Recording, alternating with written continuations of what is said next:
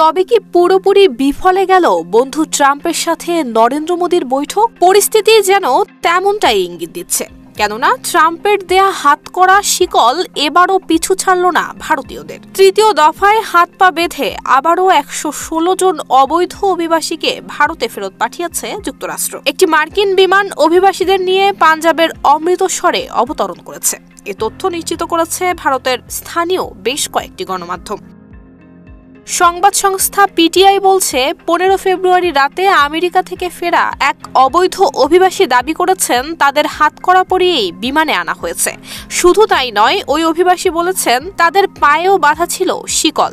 Shea butter ও vitamin E সমৃদ্ধ lily glam beauty soap. Lily, always beautiful. Paschimbanga ভিত্তিক সংবাদ মাধ্যম আনন্দবাজার জানিয়েছে, ডোনাল্ড ট্রাম্পের সঙ্গে ভারতের প্রধানমন্ত্রী নরেন্দ্র মোদীর সাক্ষাতের পর এই প্রথম বিমান বোঝাই করে ভারতীয়দের ফেরত পাঠালো যুক্তরাষ্ট্র। এর আগে গত 5 ফেব্রুয়ারি ট্রাম্পের পাঠানো সামরিক বিমানে ভারতের অবৈধ অভিবাসীদের হাতকড়া পরিয়ে শিকল বেঁধে নিয়ে আসা হয়েছিল। তা নিয়ে বেশ আলোচনা এবং সমালোচনা হয়। বিতর্কের আবহ শেষ না হতেই 2 দিনের আমেরিকা সফরে যান নরেন্দ্র মোদী।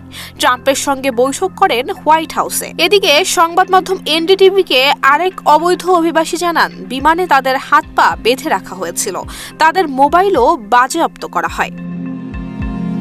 কেন অবৈধ অভিবাসীদের এভাবে ফেরত পাঠাচ্ছে আমেরিকা, তা নিয়ে প্রশ্ন উঠেছিল ভারতের সংসদেও। আর সেই বিতর্কের মধ্যেই আমেরিকা সফরে গিয়েছিলেন ভারতের প্রধানমন্ত্রী। ট্রাম্প মোদীর বৈঠকের পর দ্বিতীয় দফায় অবৈধ অভিবাসীদের কি অবস্থায় ফেরত পাঠানো হয় সেদিকে কৌতূহলী নজর ছিল গোটা দেশে। মোদী সরকারের কূটনীতি ঠিক কতটা সফল হবে তা জানতে অপেক্ষায় ছিলেন ভারতীয়রা। কংগ্রেস নেতা তথা প্রাক্তন কেন্দ্রীয় মন্ত্রী পি চিদম্বরম সামাজিক যোগাযোগ মাধ্যমে সেই কৌতূহলকে উস্কে দিয়ে লিখেছেন, এটি ভারতীয় কূটনীতির পরীক্ষা।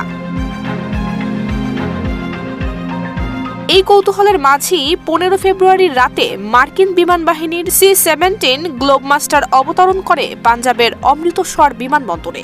ফেরত পাঠানো হয় 116 জন অবৈধ ভারতীয় অভিবাসীকে। তারা অমৃতসর বিমানবন্দরে পৌঁছানোর পর প্রত্যেকের অতীত যাচাই করা হয়। দ্বিতীয় দফায় ফেরা অবৈধ প্রবাসীদের মধ্যে একটি বড় অংশ ছিলেন পাঞ্জাবেরই বাসিন্দা। 16 ফেব্রুয়ারি ভোর 4:30 নাগাদ পুলিশের গাড়িতে করে তাদের নিজ নিজ বাড়িতে ফেরত পাঠানো হয়।